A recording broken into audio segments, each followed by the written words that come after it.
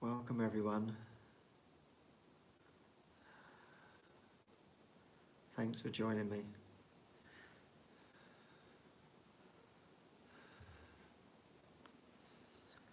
So we can just take this moment just to settle in.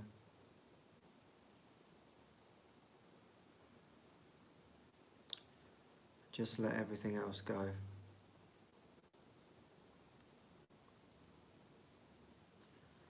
There's nothing else to do.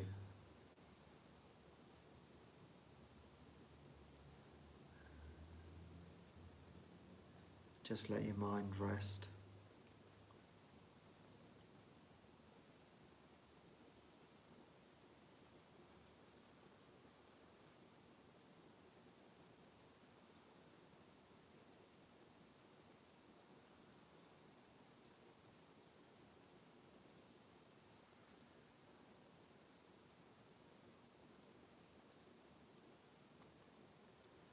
Yeah, and just enjoy this moment.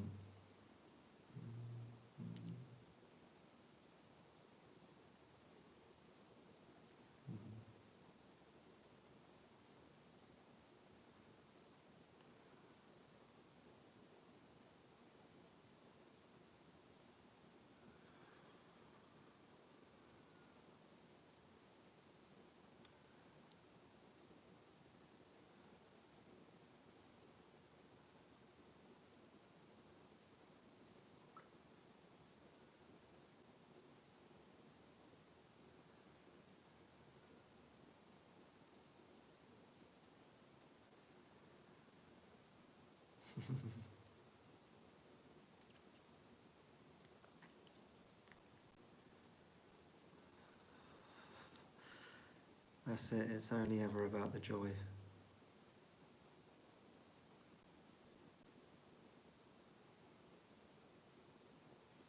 Just to let go of time.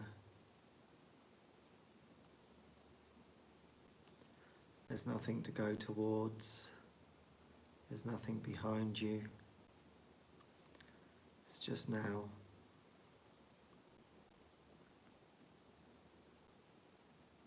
So whatever's been happening in your morning, evening or afternoon, just let it all go.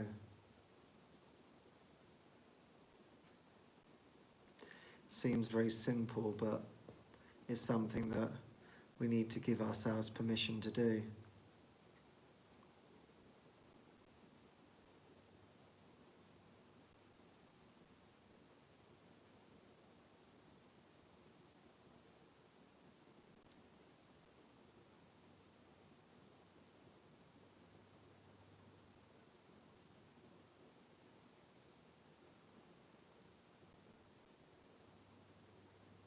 Yeah, and maybe you have a prayer. Maybe there's something that you want to lift up in your mind. Or maybe there's a prayer that you want to deepen in something within yourself.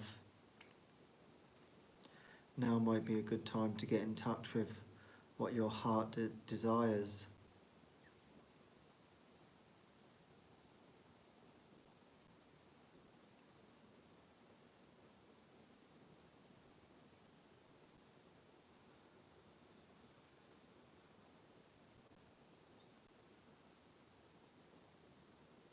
Because that's really what carries us, doesn't it? It's always about being carried by the prayer.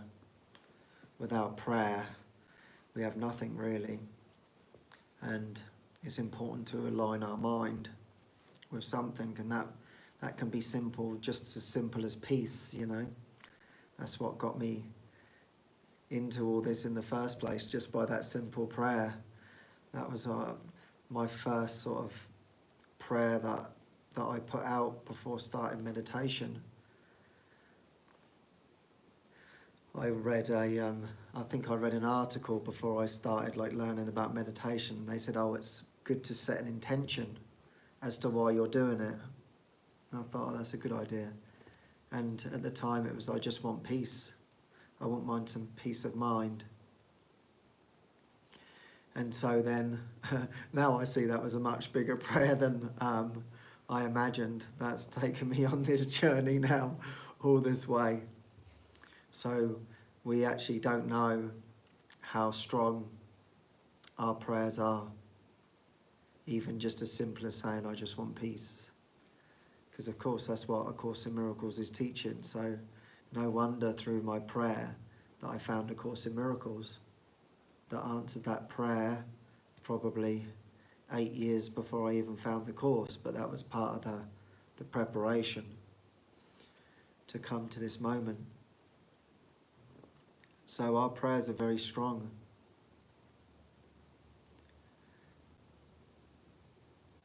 So this is a good opportunity to really get in touch with what it is that your heart is calling.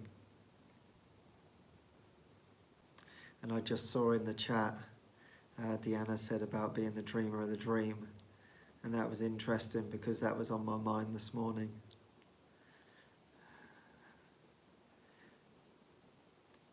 I actually did an interview.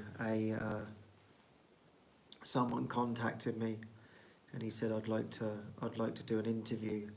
And I loved his podcast was called Agape Love.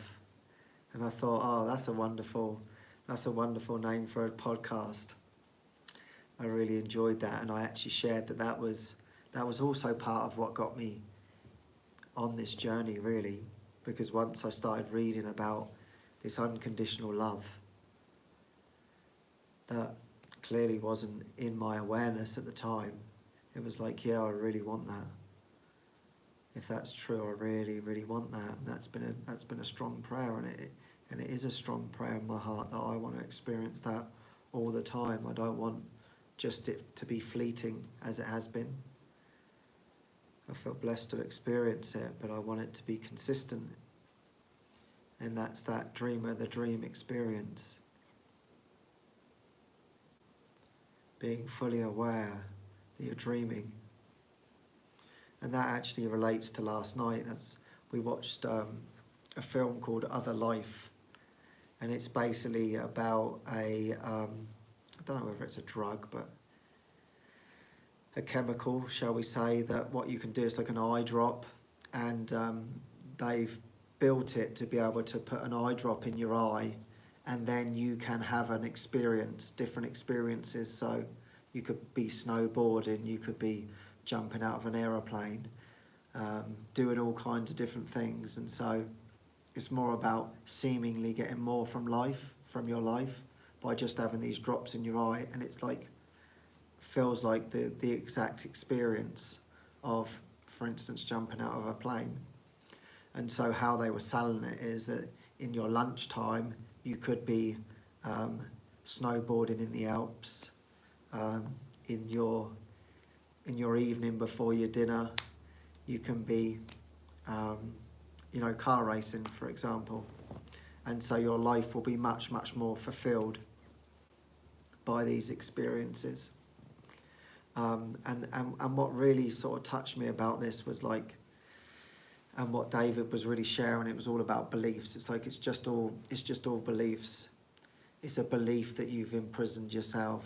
It's a belief that you're even free, and that a body can even be free. Everything is just all beliefs, and that all beliefs must be let go of. Even the fact that you think that someone's talking to you right now is actually a belief. To think there's another person, to think there's other bodies that are talking and responding to you is a belief. A belief that you can see things, a belief that you can hear things, a belief that things are solid, a belief that things aren't so solid, a belief in fantasies. And so our mind just plays these complete and utter tricks on us the whole time. This is what actually happens in the movie, really. Other life. The belief that we have another life. We believe that we have a body life. And of course, as we know, that the Course is teaching us that you don't really have a life. There is no such thing as a body life. I think he actually says in the Course, the body does not live and the body does not die. It's completely and utterly neutral. And so these are like extremely high ideas, and it's like, wow, how do I reach this? How do I reach this place in my mind? And that's why we have the lessons of A Course in Miracles. That's what it's really doing, to show us what we really are, to know ourselves as our natural state of being. And so that's why we have this. We have these steps to take. And one thing that comes up, particularly, you know, around bodies, is sickness. It seems that sickness is one of those things that really keeps us trapped in the body, doesn't it? We might have some aches and pains in the body, and then we're thinking about that more than what we're thinking about God, for example, because we know the goal is to put God first in everything, in our mind, in our whole sense of being, is just to really want that above everything else. That is what our heart calls for, because that's the deepest connection that we want. That is really everything to you.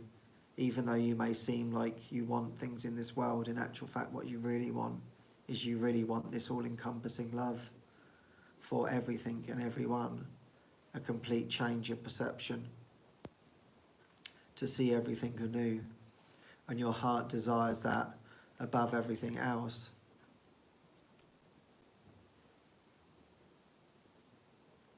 And so that's what each day we're getting more and more in touch with that.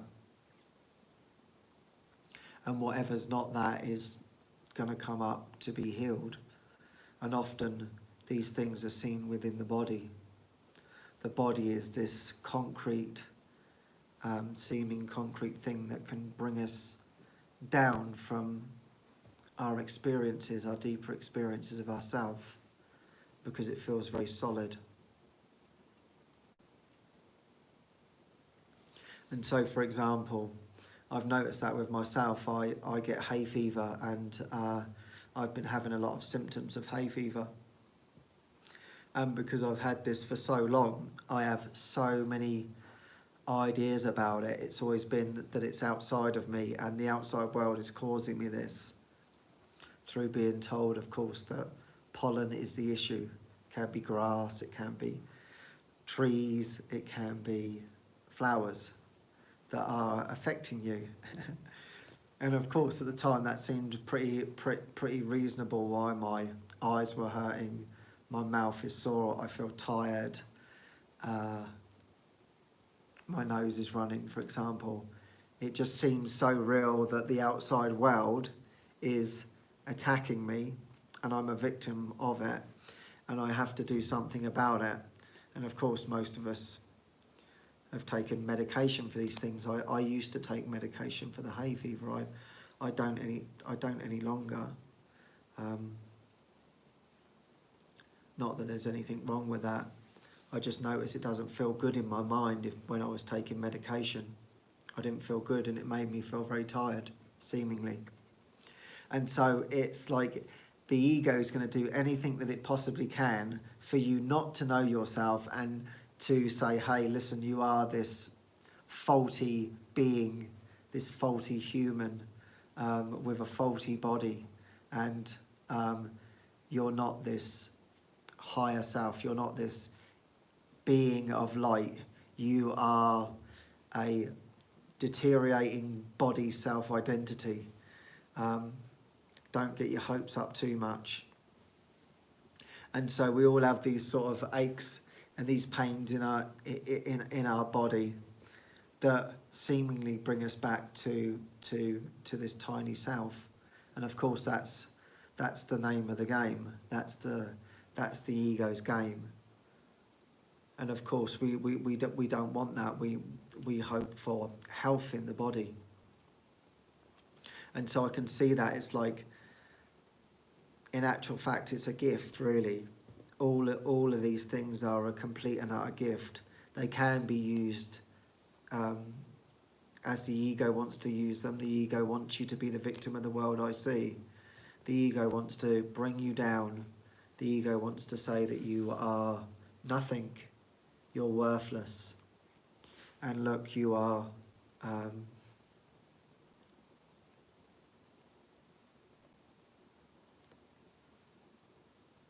you are destructible, you know.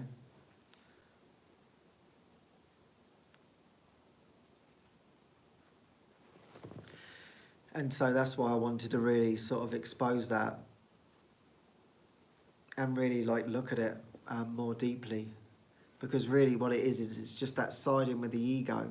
And so in a way it's actually a really, really good thing. It just shows where the mind is slightly off, because as A Course in Miracles teaches, the body does not experience anything. It only experiences what you want it to experience. That's all that's happening to you. It's not happening outside of you. It's happening because you want it. And so this is always the step, isn't it, that we're taking. It's taking it back to my mind. And so obviously for, God, 25 years, whatever, 30 years probably, maybe, I've had hay fever. And that's such that strong belief, which the ego's been extremely happy about, that it's outside of me and it's affecting me. And you know, that I'm suffering from something, and it's a particular time of year, and once the pollen season is over, it will clear up. So it's making it so real in my mind that it is a problem in time and space in a short period of time, that this suffering will happen, but once that's over, then I won't be suffering again. But what it doesn't want to teach me, or for me to learn, is that it's actually in my mind, and I'm generating suffering in my own mind. I'm choosing to suffer. I'm choosing for my eyes to be sore. I'm choosing for my nose to be runny. I'm choosing to have a sore throat. I'm choosing to be tired, because that's where I can take it back to my own mind and actually release all of this. And so that's what I've been working on. I've been reading lesson 136, which is probably the best lesson for this, really. I feel to read some to you. And that lesson is, sickness is a defense against the truth.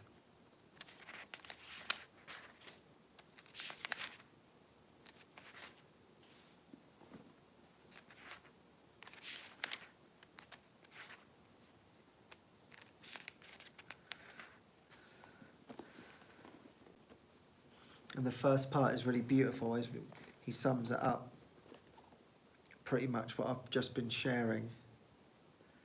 So lesson 136, sickness is a defense against the truth. No one can heal unless he understands what purpose sickness seems to serve. For then he understands as well its purpose has no meaning.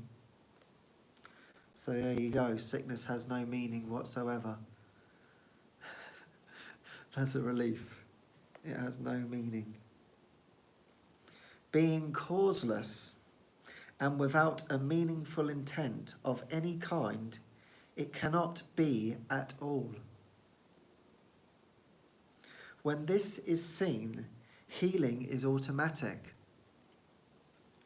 It dispels this meaningless illusion by the same approach that carries all of them to truth and merely leaves them there to disappear.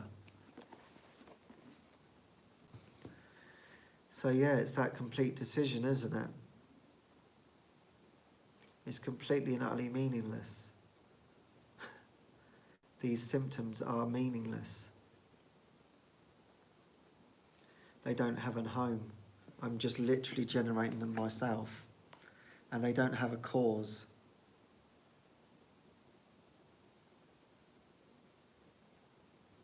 Sickness is not an accident. Like all defences, it is an insane device for self-deception. And like all the rest, its purpose is to hide reality, attack it, change it, render it inept, distort it, twist it, or reduce it to a little pile of unassembled parts.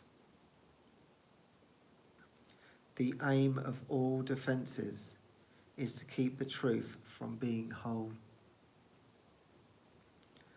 The parts are seen as if each one were whole within itself.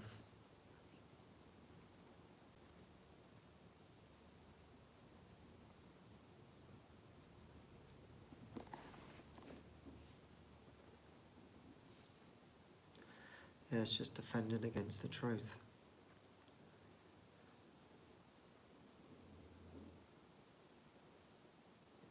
And this is what I've been doing in my mind. It's like, what do I want? Do I want sickness or do I want the truth? That's the decision. That's the choice. Do I want to join in the truth or do I want to join in sickness?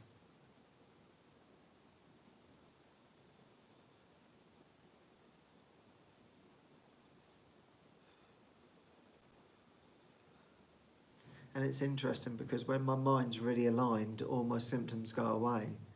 And as soon as I drift off, all of a sudden the symptoms come back. So it's just clear that the sickness is a defense against the truth. And it's actually been interesting because since all this has started, now my neck started playing up as well. I feel my neck is completely sore at the moment. And it's like the ego is doing everything it can to stop me from being the light.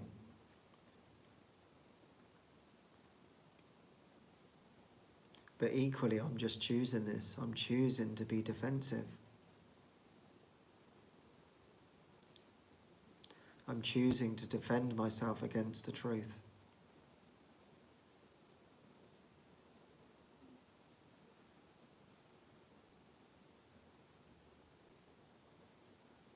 So this has to become our prayer. It's like, well, what do I want? I have to really, really want the truth above everything else.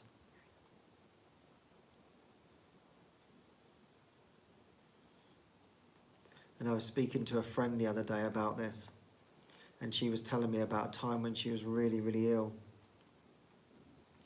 And she just felt like she was suffering completely. It was absolutely horrendous. Her whole body was just so painful. And she just couldn't believe that she was experiencing so much pain. She'd actually never experienced so much pain in her body before. And so what she recognised is she had to pray like there was no tomorrow. And she recognised that she had to stay in the truth, because otherwise the symptoms were just too much to handle. But she said to me that this was such a blessing because it made her so strong in her prayer and in her desire for the truth. And so she had this window of like, I must have my mind aligned with God, because otherwise it is just so painful. And so she told me it was actually the best thing that ever happened, because it strengthened her connection in her mind more deeply, because she just couldn't handle the pain. That was way too much every time she was going off. And so it helped her to focus more and more and more on the truth. And that in turn has had a great effect on her mind and has generated a much stronger connection with herself.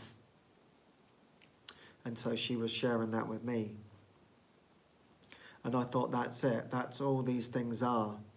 No matter what seems to come our way, whether it's mental or physical, it's always that call to go deeper in our mind and to say, no, I have to be more vigilant now than ever before.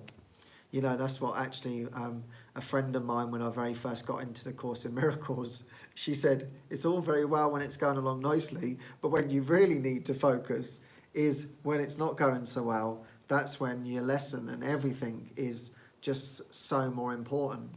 And I can actually see that with this hay fever. I can say, okay, I'm a victim of this, and I obviously have. I have experienced myself as being a victim of it. It's not very nice when when you're a child and it's a sunny day and you want to go out and like your nose is running all over the place and you're just like, okay, this is a nightmare. I might as well just stay indoors. Of course, and there's probably, I mean, most of it's blocked from my mind now, to be honest, but it's obviously must have affected me on so many levels. And it's like the victim story. It's like any little crack the ego's going to take to bring out the old victim story. It's gonna have its way, and it's like now I actually have a perfect opportunity to actually really strengthen in my mind that this is not what I want, and that I really want the truth. And so in actual fact, this is just an actual guide. It's almost like my prayer bell, you know. It's like remembering the truth. It's like, oh, my nose starts running. It's like my prayer bell. Oh, okay, I need to be more vigilant for the kingdom. Oh, my eye starts running. Okay, I need to be more centered in my heart. I need to keep coming back, keep coming back. And through this lesson, sickness is a defense against the truth. It's actually really beautiful, because in there, that's where he says to go into meditation, and he has a little prayer before we start that. Actually, maybe we can do it.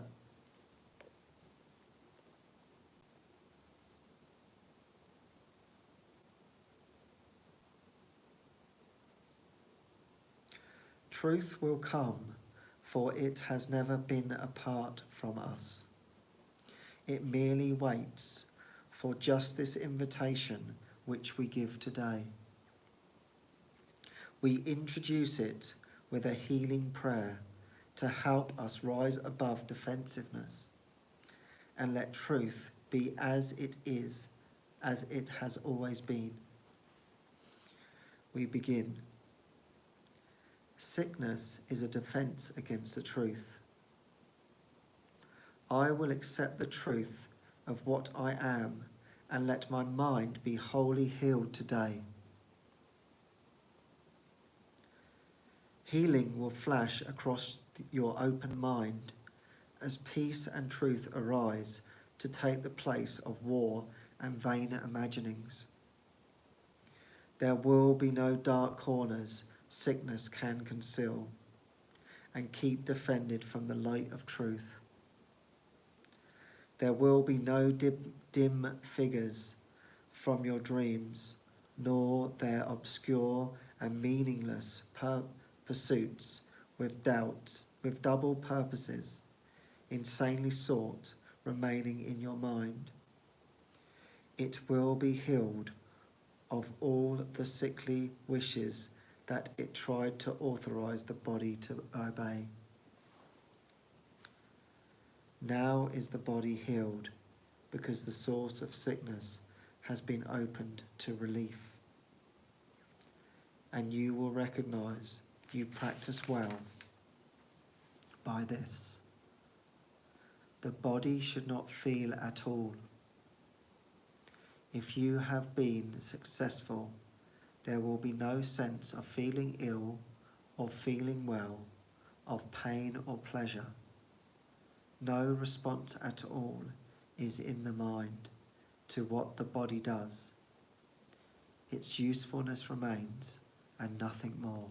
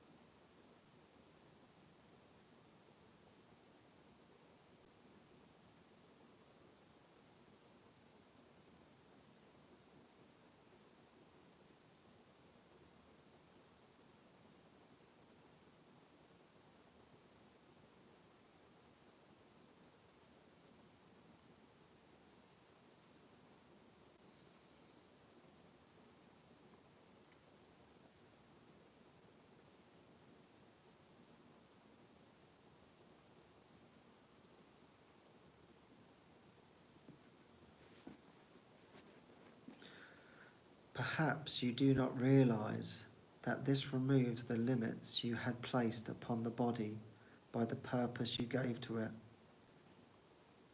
All these are laid aside.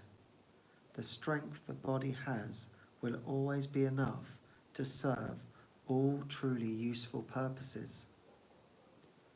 The body's health is fully guaranteed because it is not limited by time, by weather or fatigue, by food and drink, or any laws you made it serve before. You need do nothing now to make it well, for sickness has become impossible.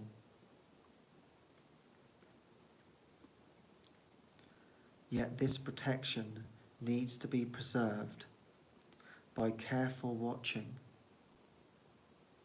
If you let your mind harbour attack thoughts, yield to judgment, or make plans against uncertainties to come, you have again misplaced yourself and made a bodily identity which will attack the body, for the mind is sick. Give instant remedy should this occur, by not allowing your defensiveness to hurt you longer. Do not be confused about what must be healed, but tell yourself, I have forgotten what I really am, for I mistook myself for a body. Sickness is a defense against the truth, but I am not a body, and my mind cannot attack, so I cannot be sick.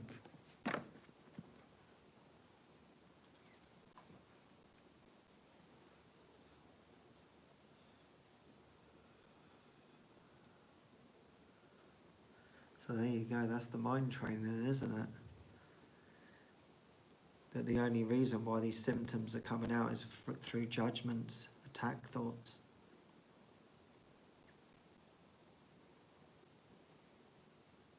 And that's what the ego's doing all the time, it's judging all of the time. You know, in actual fact, I could see that just before I came up here, so it's kind of interesting. I'm glad this is happening, because my symptoms started after I just had a conversation, and it was about an hour ago, and I could see that we were having a conversation, and I was bored with the conversation, and I was thinking this was pointless. And then the next minute my symptoms slowly start coming up, because I was judging, I wasn't being open, I wasn't just listening, I was judging. And then the next minute it seems to be symptoms are occurring, but really it was just attack thoughts. And that's why he's teaching us to be very vigilant against that self-attack.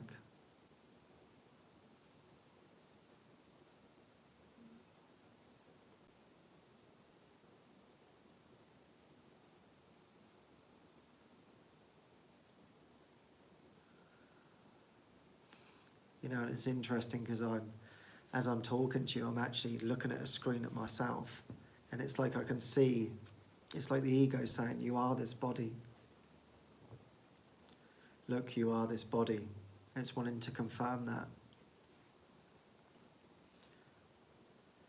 But it's like if I join Deanna in her prayer that she shared with us, that she wants to be the dreamer of the dream, then we have to go beyond all of that. Even when we're looking at ourselves in the seeming mirror. To want to see something differently. To choose again.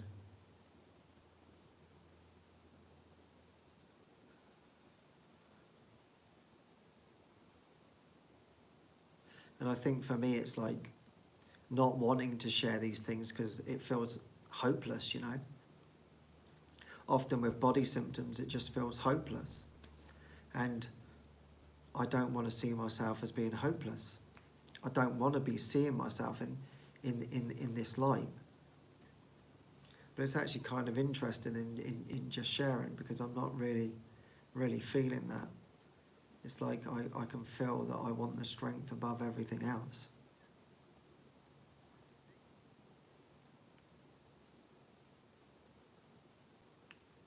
Because the other part of this I've been thinking about is, what am I defending myself against? That's what I've been thinking about in my mind. Because it's like a defense, like the sickness is this defense. And why do I choose to be defensive rather than defenseless?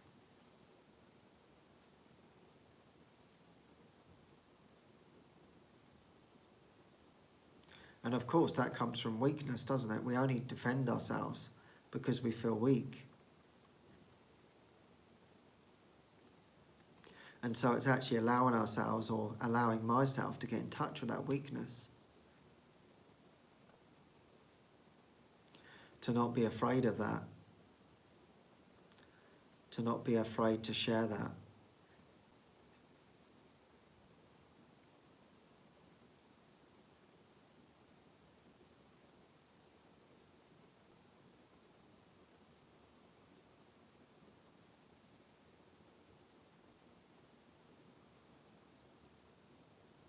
Because to know ourselves is actually to stop running away from the things that we don't want to face. And so I think that has been a mask for me, to say that I'm actually okay.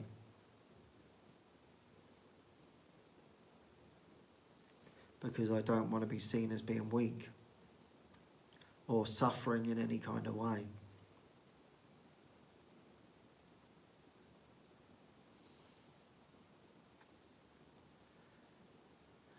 But of course, that's just purely ego thinking.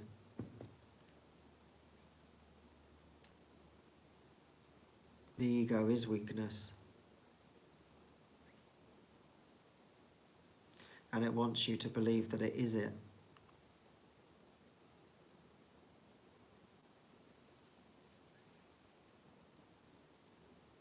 And what we're doing here is wanting to confirm that we are the spirit.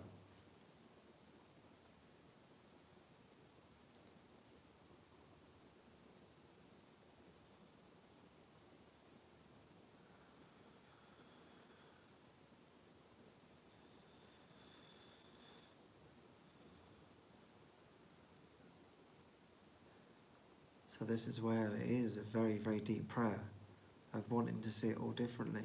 Exactly.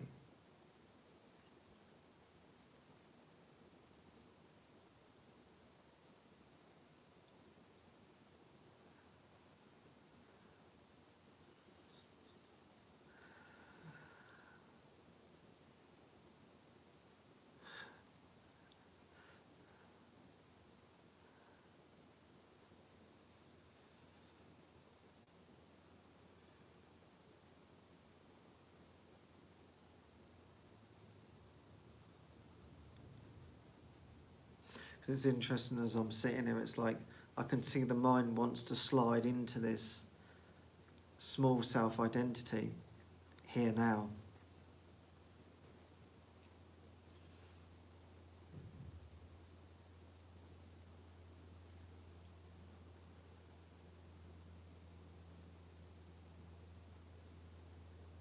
And it's just step by step, it's like these small weaknesses that we feel are very, very subtle in our minds, that we try to keep hidden.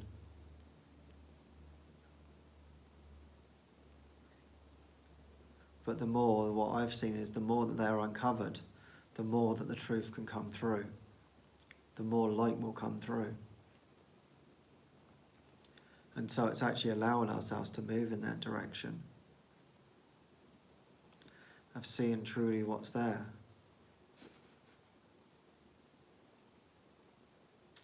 And just not being afraid of it, because that's what the ego wants.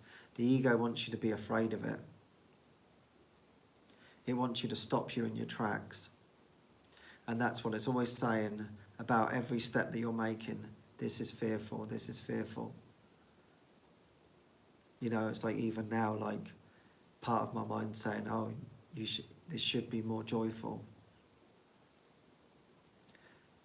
And that is just a running away from what's happening here and now. Because really nothing is happening. I'm wanting to believe that there's something happening.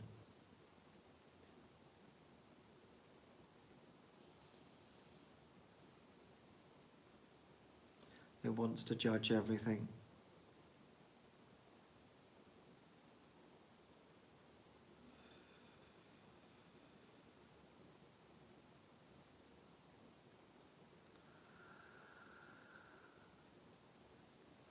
It wants to judge against that you are dreaming this. This is the whole point.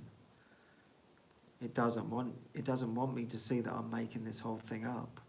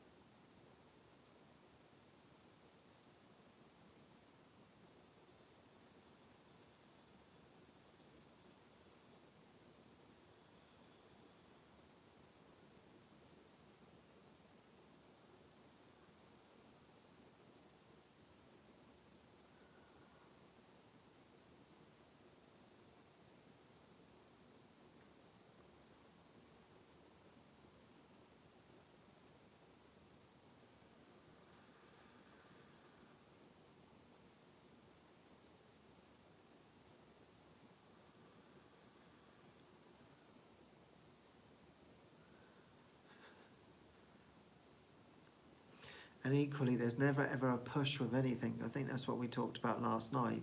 It's like this healing. We can feel like, I want to get over this, and I've felt like that with the hay fever. Okay, I've got to get over this, but it's going to happen when it's going to happen. The process is the process, so to speak. Ultimately, there is no process, but it's just that willingness, and that willingness is going to come. And each day we are taking those steps. There are these steps that we are taking, and there is the dismantling is happening slowly in the background. The ego wants to tell you that nothing's happening and you're not getting anywhere, but it is. It's slowly, bit by bit, it's happening when you continuously want to invite the spirit into your life. And so that is what we hold in our heart. And when it doesn't feel like something's moving, that's okay too. There's nothing that we need to do to try and make something happen.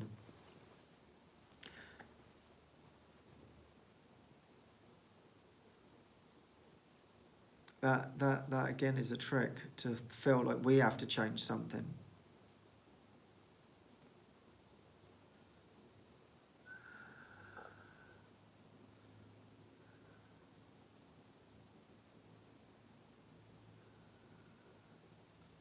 We just stay in that prayer.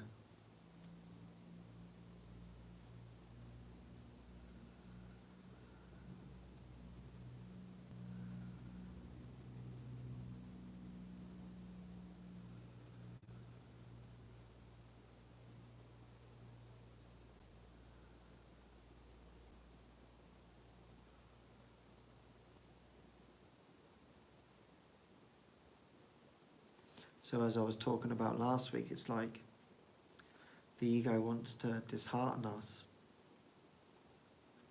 when there seems to be something feels off, and it makes it into such a big deal. And it's not at all. And it was like for me today, just before I was coming on to start filming, and it was like, oh no, all these symptoms are coming up, this is the last thing I need. And I was sort of sitting here praying, thinking, what am I supposed to talk about? And of course, that was my avoidance. That was like, oh, I don't want to talk about this. But the symptoms are there, and it's like, eventually, as I was sitting in my prayer, it was like, oh well, this is obvious. This is what I'm supposed to talk about, because my mind was completely blank. I didn't know what to talk about, and I was trying to think. I was like, okay, what miracles have I had? What do I need to talk about? What lesson do I need to reinforce in my mind? And I was doing everything to avoid body symptoms. And then it was like, well, this is pretty obvious. My eye's pretty sore. I actually really need to talk about this. I need to expose it. So you can see how crafty the ego is trying to worm its way out of everything all of the time to keep you locked in that victim. And it's just having that courage to keep actually sharing it, because that's what's going to dismantle this. I actually did pray with Jesus on all of this, and I said to him one day, I said, will the symptoms go away? And he said, yes, they are going to go away. So I was like, okay, there's going to be a time when this will be over. So that's all. That's actually all I need to know. But equally, I can't hide from it. I think that's what we've all been doing, haven't we? We're used to saying that we're okay, I'm fine, and you're actually not fine. We feel like we have to put on a front, and you don't actually have to put on a front. It's actually better to be honest, but honestly in the prayer. Honestly, like wanting to let all this go and just say, yeah, I don't want this, but I don't know how. That is actually the whole point, isn't it? So I just don't know how to do this. And this is what we're coming to all of the time. It's only when we get on our hands and knees that then the breakthrough actually comes, when we finally give up with all of our useless ideas about what is going on, including in the world, in ourselves. We have all these ideas, and they are literally just ideas. They're not even the truth. They're not even reality. They're just a made-up reality that you believe to be true. And then you're reconfirming that to yourself over and over again as if it's reality. And it has nothing whatsoever to do with reality.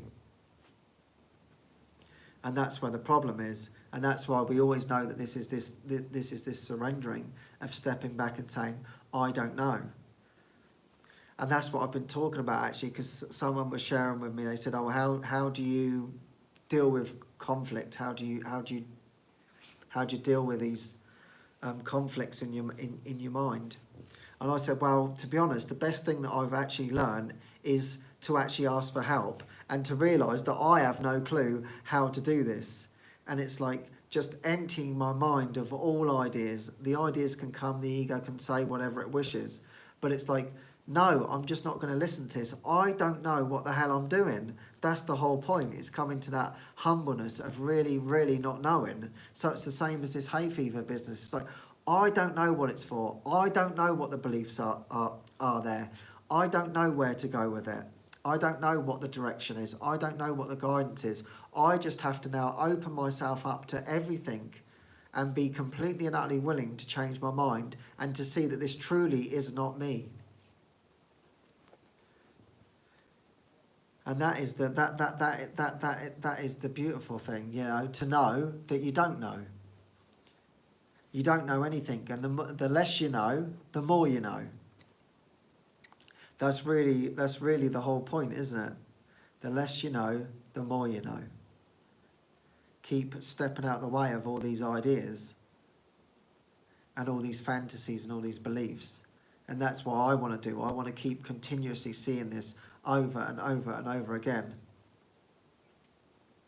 so I can actually fully let all of this go. So that's why I'm joining so deeply in this prayer with everybody. That's why I'm exposing myself. I'm exposing my flaws, my weaknesses. I'm not here to sit here to be anything for anyone, to pretend to be something other than what I am in the truth. And what is not that truth needs to be exposed. And I have this platform to expose that. And so this is what it's all about. It's about, okay, here we are. It's being exposed to the world.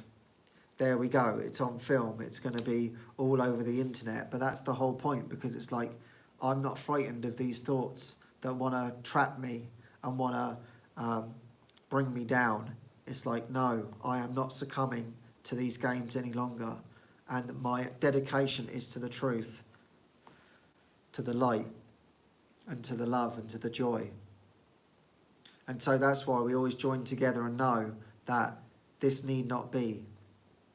And that together, when we join together, that whatever you perceive to be happening can be let go of as easy as blinking.